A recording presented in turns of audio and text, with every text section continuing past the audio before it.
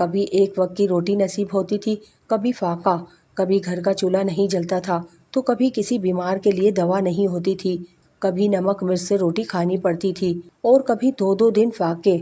گھر میں گیس تو تھی ہی نہیں، کبھی لکڑیاں جلائی جاتی تو کبھی ہمسائے کے گھروں سے روٹیاں پکا کر لائی جاتی۔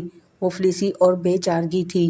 انہوں نے اپنا مکان فروخت کر کے قرض چکایا تھا اور پھر کرائے میں رہ رہے تھے، لیکن اس کے بعد تو نہ جانے ان کے حالات بدلے ہیں کہ ان کی تقدیر ہی بدل گئی۔ اب تو ان کی ٹھاٹھ باٹھ اور ہی نرالے ہیں۔ یہ سب کچھ حیران کر دینے والا تھا، مگر ہم نے ان میں زیادہ دلچسپی نہ لی اور نہ ہی قریدا کہ یہ سب کیسے ہوا۔ السلام علیکم۔ کہانی سننے سے پہلے آپ میرے اردو قصہ کہانیاں چینل کو سبسکرائب کر کے بیل نوٹیفیکیشن کو آن کر دیں تاکہ آپ کو ملتی رہے میری ہر آنے والی ویڈیو کا نوٹیفیکیشن۔ کہانی پسند آنے پر ویڈیو کو لائک شیئر ضرور کیجیے۔ میں اپنی اہلیہ کے ہمراہ اس کی کلاس فیلو کے ہاں تعزیت کے لیے گیا تھا اور پھر ایک کیوریوسٹی وزٹ کے لیے قبرستان تک آ گئے تھے۔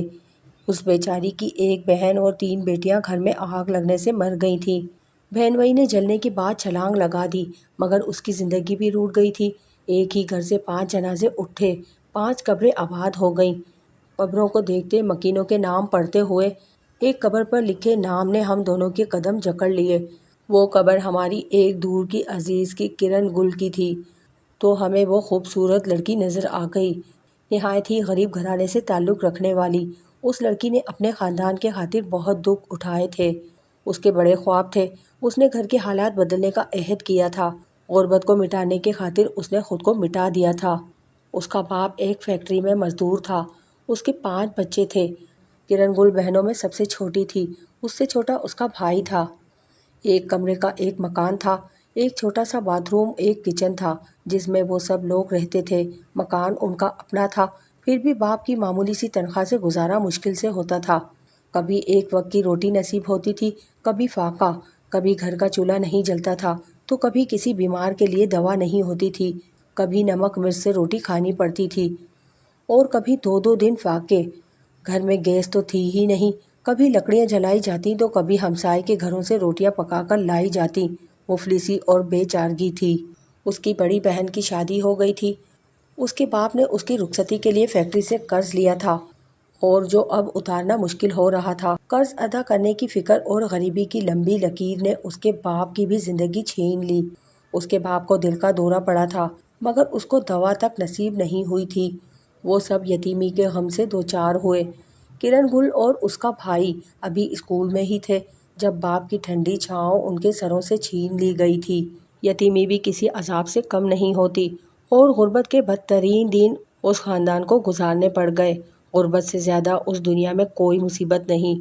اس کے باپ کی وفات کو 2 ماہ ہی گزرے تھے کہ فیکٹری مالکان نے اس رقم کی واپسی کا تقاضا کر دیا جو اس کے باپ نے بطور قرض لی تھی، مگر اس کی ماں میں اتنی سخت نہیں تھی کہ وہ قرض لوٹا سکے۔ اس نے فیکٹری مالکان کی بہت منتیں کی، ہاتھ جوڑے کہ وہ قرض معاف کر دیں، مگر ان لوگوں نے قرض معاف نہ کیا اور ان کا قرض کی واپسی کا تقاضا بڑھتا گیا۔ کرن گل کی ماں نے رشتہ داروں سے بھی مدد کی اپیل کی، مگر کسی نے قرض کی رقم نہ دی۔ یوں ہی 1 سال کا عرصہ بیت گیا۔ ان دنوں وہ اپنا مکان فروخت کر کے قرض کی رقم ادا کرنے کا پروگرام بنا رہے تھے کہ میری تبدیلی کراچی والے دفتر میں ہو گئی اور میں بچوں کو ساتھ لے کر کراچی آ گیا۔ کراچی کا ماحول ایسا راس آیا کہ میں کراچی کا ہی ہو کر رہ گیا۔ والدین کو بھی میں کراچی لے آیا تھا۔ 5 سال بعد ہمارا ایک رشتہ دار کسی کام کے سلسلے میں کراچی آیا تو وہ ہمارے ہاں چلا آیا۔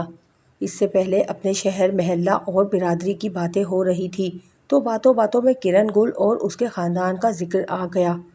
اس نے بتایا انہوں نے اپنا مکان فروخت کر کے قرض چکایا تھا اور پھر کرائے میں رہ رہے تھے، لیکن اس کے بعد تو نہ جانے ان کے حالات بدلے ہیں کہ ان کی تقدیر ہی بدل گئی۔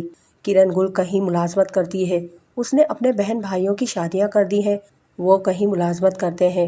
اس کے پاس اب کوٹھی بھی ہے، شاندار گاڑی بھی ہے۔ اب تو ان کی ٹھاٹھ باٹھ اور ہی نرالے ہیں۔ یہ سب کچھ حیران کر دینے والا تھا، مگر ہم نے ان میں زیادہ دلچسپی نہ لی اور نہ ہی قریدا کہ یہ سب کیسے ہوا۔ یوں بات آئی گئی ہو گئی۔ 1 سال بعد ایک عزیز کی شادی کے سلسلے میں ہمارا آبائی شہر آنا پڑا۔ میں نے 15 دن کی چھٹی لی ہوئی تھی۔ ہم دونوں میاں بیوی شادی میں شرکت کے لیے آئے تھے۔ مہندی کی رسم میں کرن گل بھی آئی تھی۔ وہ عموماً برادری کی تقریب میں شرکت نہیں کرتی تھی۔ اس کا بھائی اور بھابھی ہی رشتہ داری نبھا رہے تھے۔ ان دنوں اس کا بھائی اور بھابھی اسکولوں میں چھٹیاں ہونے کی وجہ سے بچوں کو ساتھ لے کر کہیں تفریح کے لیے گئے ہوئے تھے، اس لیے کرن گل کو یہ فریضہ ادا کرنا پڑا تھا۔ اس کی ملاقات میری بیوی سے بھی ہوئی تھی۔ اس کا رنگ روپ ہی بدل گیا تھا۔ میری بیگم اس سے تو بے تکلفی سے ملی، مگر کرن گل خاموش تھی۔ وہ کسی بھی عورت سے کھل کر بات نہیں کر رہی تھی۔ اس کا نہایت ہی قیمتی لباس، گلے میں سونے کا قیمتی سیٹ اور شاندار گاڑی دیکھ کر کچھ عورتیں تو اس پر شک کر رہی تھیں، مگر کچھ عورتیں اس پر اور اس کے کردار پر طنز کر رہی تھیں۔ جتنے منہ اتنی باتیں، ہر کوئی اسے تنقید کا نشانہ بننے پر تلا ہوا تھا۔ کرن گل چپ چاپ سی تھی، جیسے کوئی دکھ اندر ہی اندر اس کو کھا رہا ہے۔ ان عورتوں میں سے ایک نے کرن سے پوچھا، تمہاری شادی ہو گئی ہے؟ اس سوال پر کرن گل کا چہرہ دھواں دھواں ہو گیا۔ اس کی خوبصورت آنکھوں میں نمی سی تیرنے لگی۔ کرن گل نے اس کی بات کا کوئی جواب نہیں دیا۔ جب ایک منہ پھٹ عورت نے اس سے کردار پر تنقید کرتے ہوئے کہا کہ ایسے ناز و نخرے تو کوٹھے والیوں کے ہوتے ہیں، تو کرن گل برداشت نہ کر سکی۔ اس نے کسی کی بات کا جواب نہ دیا اور تقریب ادھوری چھوڑ کر چلی گئی۔ پھر کیا تھا، اس کا پنڈورا باکس کھل گیا۔ کوئی حقیقت نہ جاتی تھی، مگر اب ہر ایک نے کھل کر اس کے خلاف باتیں کرنے لگے۔ ہر کوئی اسے برا بھلا کہہ رہی تھی۔ سارے تیروں کے رخ کرن کی طرف تھے، مگر یہ کوئی نہیں جانتا تھا کہ اندر سے وہ کتنی دکھی ہے۔ اس کے لبوں پر زخمی مسکراہٹ تھی، کیونکہ اس نے موت پر زندگی کا نقاب اوڑھ رکھا تھا۔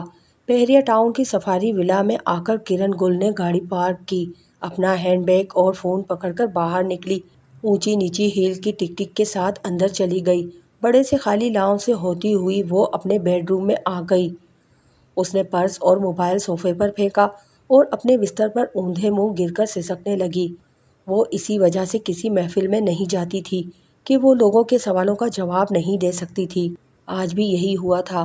مختلف عورتوں کی طنز بھری گفتگو نے اس کے دل و دماغ پہ ایک ہلچل سی مچا دی تھی۔ وہ دیر تک سسکتی اور بلکتی رہی۔ بی بی جی چائے؟ ملازمہ کی آواز نے اسے چونکا دیا۔ ہاں یہیں رکھ دو، اس نے بھیگی آواز میں کہا۔ بی بی جی لگتا ہے آج آپ کو ماں کی یاد آ رہی ہے، ملازمہ نے زمین پر بیٹھتے ہوئے کہا۔ وہ کب یاد نہیں آتی، اس نے سوالیہ نظروں سے ملازمہ کی طرف دیکھا۔ ہاں بی بی جی، ماں تو چیز ہی ایسی ہوتی ہے، مرنے کے بعد اس کی دعائیں ساتھ رہتی ہیں، اور پھر آپ ان سے، وہ آپ سے بہت پیار کرتی تھی۔ وہ اپنا پسینہ صاف کرتے ہوئے بولی۔ ہاں اب تو کوئی پوچھنے والا بھی نہیں رہا کہ آج اتنی دکھی کیوں ہو، کرن گل نے سرگوشی کے انداز میں کہا۔ بڑی بی بی جی کو آپ کی شادی کی بہت فکر لگی رہتی تھی، مگر وہ یہ حسرت دل میں لیے چلی گئیں، نوکرانی نے گہری سانس لے کر کہا۔ تو کرن گل نے اس کی طرف دیکھا اور دیکھتی ہی رہ گئی۔ اس کی آنکھوں کے سامنے جیسے کچھ سائے سے لہرا گئے۔ بی بی جی چائے ٹھنڈی ہو رہی ہے۔ ہاں، وہ چونکی پھر چائے کا کپ اٹھا لیا اور ٹھنڈی چائے کو 2-3 گھونٹوں میں ہی ختم کر لیا۔ ملازمہ نے کپ اٹھایا تو اس نے ملازمہ سے کہا، میں کھانا کھا کر آئی ہوں، تم اب چھٹی کرو، صبح ناشتے پر بات ہوگی۔ ملازمہ کپ اٹھا کر چلی گئی تو کرن گل اٹھ کر لاؤنج میں آ گئی اور اس سے متعلق ماں کے کمرے میں چلی آئی۔ وہاں ایک ٹیبل پر ان کی ایک تصویر پڑی ہوئی تھی۔ اس نے تصویر کو ہاتھ میں اٹھایا اور اسے چوم کر کہنے لگی، امی آپ ٹھیک ہی کہا کرتی تھیں کہ ایک دن آئے گا میں اکیلی رہ جاؤں گی اور زمانے والے مجھے جینے نہیں دیں گے۔ امی آج وہ دن آ گیا ہے کہ آج میں اکیلی ہوں، بالکل اکیلی۔ اب تو گھر آنے کو بھی جی نہیں چاہتا۔ میں گھر آؤں بھی تو کس کے لیے؟ وہ خالی خالی نظروں سے ادھر ادھر دیکھنے لگی۔ آنسو اس کی آنکھوں سے خشک ہو کر اب اس کے دل کی ویرانی پر برسنے لگے تھے۔ اسے ماضی کا ایک ایک لمحہ یاد آ رہا تھا، جیسے ابھی کل کی بات ہو۔ وہ دفتر سے چھٹی کر کے جلدی جلدی گھر پہنچی تھی تاکہ میں آپ کو کھانا کھلاؤں، دوا دوں، پھر ڈھیروں باتیں کروں۔ وقت کتنی تیزی سے بدل جاتا ہے۔ وہ تصویر اٹھانے لاؤنج میں آ گئی اور کسی بدرو کی طرح ادھر ادھر ٹہلنے لگی۔ لاؤنج میں اپنی فیملی کی تصویر کو بھی دیکھنے لگی، جس میں وہ سب تھے، ماں باپ، بہن اور 4 بہنیں۔ اس وقت ہم غریب تھے مگر ایک ساتھ تھے۔ وہ چھوٹا سا گھر اسے یاد آیا جہاں وہ سب مل کر رہتے تھے۔ اس کا باپ غربت کے ہاتھوں مر گیا تھا اس گھر میں ہم نے زندگی کے بدترین دن گزارے تھے، وہ بھی آج یاد آتے ہیں تو روح کانپ جاتی ہے۔ غربت نے ابا کو تو نگل لیا تھا۔ اس وقت میں اس قابل نہ تھی کہ ابا کا علاج کروا پاتی، مگر ماں جی، میں نے آپ کے لیے جتنا بھی کیا اس سے بھی کچھ حاصل نہ ہوا۔ وہ دکھی دل کے ساتھ اپنے تمام تر پچھتاووں اور بھاری وجود کو اکٹھا کر کے وہاں سے نکل آئی۔ شاید وہ گزشتہ تمام یادوں سے پیچھا چھڑوانا چاہتی تھی۔ رشتہ داروں کی زہر بھری باتیں اس کے دماغ کو چھلنی کر رہی تھی۔ شاید وہ تھک چکی تھی۔ وہ غمگین ہوتے ہوئے اوپر کی منزل پر آ گئی، جہاں اس کے کمرے کے ساتھ 3 کمرے اور بھی تھے، بالکل خالی تھے۔ ٹک ٹک ٹک، پورے گھر میں اس کی سینڈل کی آواز گونج رہی تھی۔ وہ بیڈ پر گر کر چھت کو گھورنے لگی۔ خیالوں کی ایک یلغار اس کے دماغ پر حملہ آور ہو رہی تھی اور وہ انہیں جھٹکنا چاہتی تھی۔ اس نے اپنا فون اٹھایا اور بہن بھابھیوں کو کال کرنے لگی، مگر ہر کوئی اسے مصروف ہی ملا۔ کسی کے پاس اتنا وقت نہیں تھا کہ وہ اس سے بات ہی کر لے یا اس کی تنہائی دور کرنے کے لیے اس کے پاس آ جائے۔ وہ الجھ کر رہ گئی۔ مہندی والی تقریب میں عورتوں کی باتیں ہتھوڑے بن کر اس کے کانوں میں گونجنے لگی۔ ایسے میں اس کے کانوں میں اپنی ماں کی آواز گونجی، اپنا گھر اپنا ہوتا ہے بیٹی۔ اماں آپ کیسی باتیں کرتی ہیں، یہ سب بھی تو میرے بچے ہیں، 3 بہنیں اور 1 بھائی، ان کے بچے بھی تو اپنے بچے ہوتے ہیں، کیوں اکیلی رہ سکتی ہوں؟ میری شادی ہو گئی تو آپ پھر کیا کریں گی؟ کہاں رہیں گی؟ کس کے ساتھ رہیں گی؟ تم ہمیشہ مجھے ٹال جاتی ہو، مگر جب میں نہ رہی تو پھر تمہیں پتہ چلے گا۔ اماں آپ صحیح کہتی ہیں، مگر میں کیا کروں؟ میرے پاؤں میں ایسی ان دیکھی زنجیریں ہیں جو پہلے ہی کسی کی نکاح میں ہے۔ نکاح؟ وہ زہر بھری ہنسی اور پھر کہکا لگا کر بولی، شوہر؟ شوہر، گھر، بچے، یہ سب تو میرے پاس ہے۔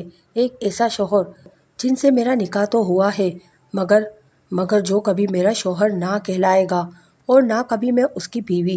اس کے تو پہلے ہی بیوی بچے ہیں۔ یہ میری زندگی کا ایسا سچ ہے جو میرے سوا کوئی نہیں جانتا۔ کوئی جان بھی لے تو کیا کرے گا؟ عزت ایک بار چلی جائے تو واپس نہیں آتی۔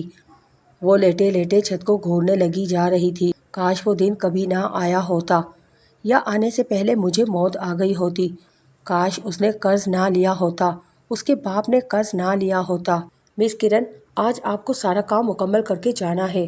وہ اس کی میز پر فائل پٹک کر بولا، سر آج تو بہت دیر ہو گئی ہے، میں کل آخر تمہاری کل کب آئے گی؟ مجھے یہ فائلیں آج ہی مکمل چاہیے۔ رات کے 12 بج جائے، تمہیں جو اتنا زیادہ لون دیا ہے وہ مفت میں تو نہیں دیا گیا؟ وہ غصے سے باہر نکل گیا۔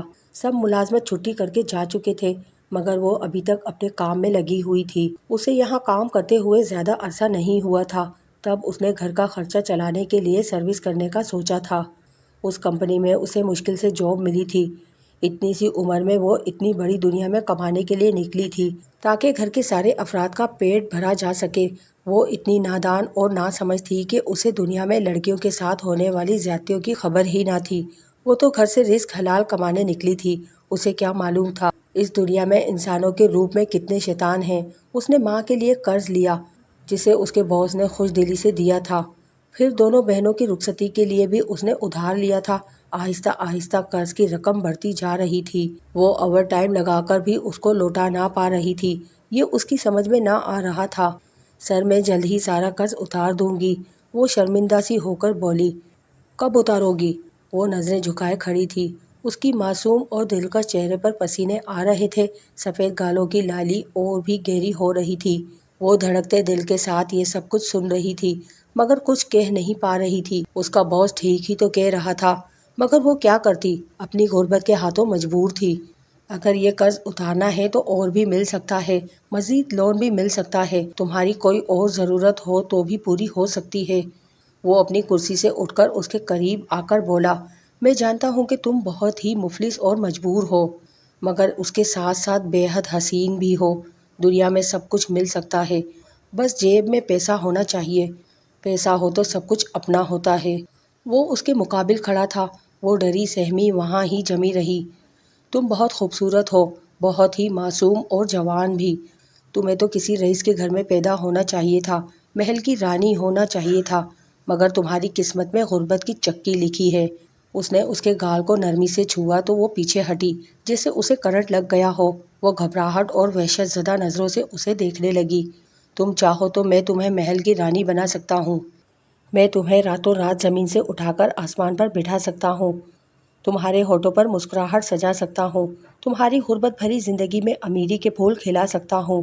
وہ اس کے قریب آ کر بولا، بس تم اپنا آپ میرے نام کر دو۔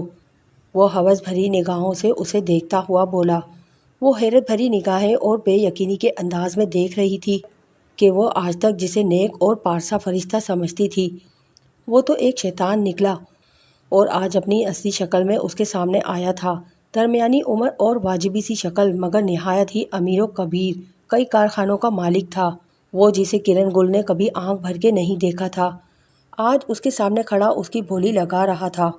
وہ جو گھر سے صرف عزت کمانے نکلی تھی، آج وہ اس کی نیلامی کر رہا تھا۔ وہ بھول گیا تھا کہ گھر میں اس کی بیوی اور جوان بچے بھی ہیں۔ بس تم مجھے خوش کر دو، میں تمہیں خوش کر دوں گا۔ اس نے ہاتھ بڑھایا تو کرن گل نے جھٹک دیا۔ آپ سب کچھ خرید سکتے ہیں مگر میری عزت نہیں، میں بکاؤ مال نہیں، اس نے غصے سے کہا اور باہر نکل آئی۔ بس وہ دن تھا اور آج کا دن، اس کا باس دفتر میں بات بے بات اس کی بے عزتی کر دیتا اور اسے اسٹاف کے سامنے ڈانٹ دیتا اور اسے قرض کے طعنے بھی دیتا۔ اس نے اسے بری طرح اپنے جال میں جکڑ لیا تھا اور اسے دھمکی دی کہ اگر اس نے آفس چھوڑا تو وہ اس کے خلاف پرچہ کٹوا دے گا۔ کتنا بے بس اور مجبور ہوتا ہے ایک غریب، جس کے پاس نہ کوئی اختیار ہوتا ہے اور نہ ہی کہیں جانا اس کے بس میں ہوا ہے۔ وہ جو پہلے ہی اپنے گھر سے دکھوں اور پریشانیوں میں الجھی ہوئی تھی، یہاں جاب کرنے پر مجبور تھی اور آج وہ ایک بار پھر باس کے غصے کا نشانہ بن رہی تھی۔ جی سر، وہ گھبرا کر بولی، فائلز لے کر میرے آفس میں آ جاؤ۔ جی سر۔ جس بات کا ڈر تھا وہی ہوا، وہ فائلز لے کر اندر گئی۔ کیا سوچا ہے تم نے؟ میں بتا چکی ہوں سر، اس نے نظریں جھکاتے ہوئے کہا۔ وہ غصے سے اٹھا فائل لے کر پرے پھینکی اور بولا، تم اپنی قیمت بڑھانا چاہتی ہو، بولو کیا قیمت ہے تمہاری؟ وہ اسے دونوں بازوؤں سے پکڑ کر بولا، چھوڑ دیں سر، چھوڑ دیں مجھے، میں کوئی بکاؤ مال نہیں ہوں کہ آپ مجھے پیسے سے خرید لیں گے، یہ تمہاری بھول ہے۔ وہ اس کی گرفت سے آزاد ہونے کے لیے سٹپٹا کر بولی، تم جیسی کئی خرید چکا ہوں، تمہیں تو بنا مول کے حاصل کر سکتا ہوں، تم تو میری مقروض ہو۔ اس نے اسے صوفے کی طرف دھکیلا اور دروازہ لاک کر دیا۔ کاش میں مر گئی ہوتی، شاید مرنا میرے بس میں ہوتا۔ اس کی ساکت آنکھیں چھت پر کڑی تھیں، اس کے آنسو جو جانے کب سے خشک ہو گئے تھے آج سے برسات بن گئی تھی۔ ماں جی، کاش آپ جان پائیں کہ آپ کی بیٹی تو اسی دن لٹ گئی تھی، اس نے بے دام ہی میرا سودا کر ڈالا تھا۔ وہ صحیح تو کہتا تھا، اس دنیا میں ہر شے بکاؤ ہے، اس کے ہاتھوں میں نے اپنا آپ بیچ کر یہ مقام حاصل کیا ہے، یہ سب۔ پھر کیا تھا، دیکھتے ہی دیکھتے اس کی بہنوں اور بھائیوں کی بھی شادی ہو گئی، وہ ایک بڑے سے کوٹھی میں رہنے لگی، گاڑی بھی مل گئی، اس نے معقول معاوضہ دے دیا تھا۔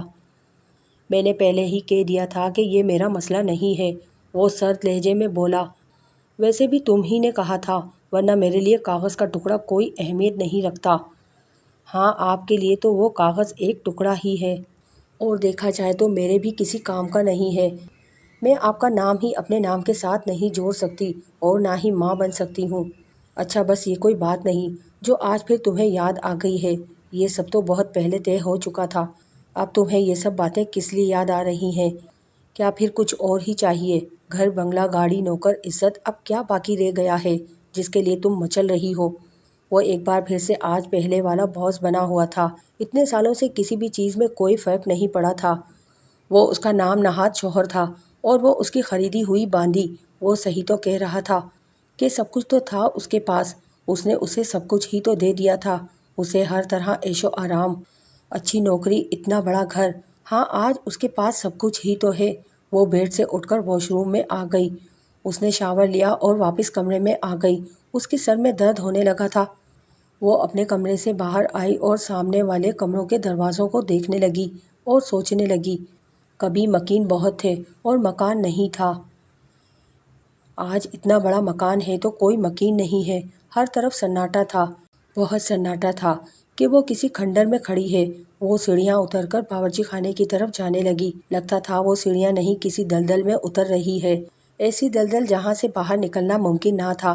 اس وحشت بھرے گھر میں سکون نہ تھا، ہر طرف بے سکونی تھی، پھر اس کے اندر سکون نہ تھا، تنہائی کا ایک گھنا جنگل تھا، لوگوں کی دل کو تڑپا دینے والی باتیں تھیں جو اس کو نگلنے کے لیے تیار کھڑی تھیں۔ اس کے اندر کی ویرانی اسے نگلنے لگی۔ وہ کچن میں آ کر ڈائننگ ٹیبل کے گرد ایک کرسی پر بیٹھ گئی تو اس کا سر درد سے پھٹنے لگا۔ شاید دل کا اٹیک ہوا تھا۔ اس نے مشکل سے فریج کھولا، اس میں سے ایک کولڈ ڈرنک نکالا اور آہستہ آہستہ اس کے گھونٹ بھرنے لگی۔ اس کا درد بڑھتا جا رہا تھا۔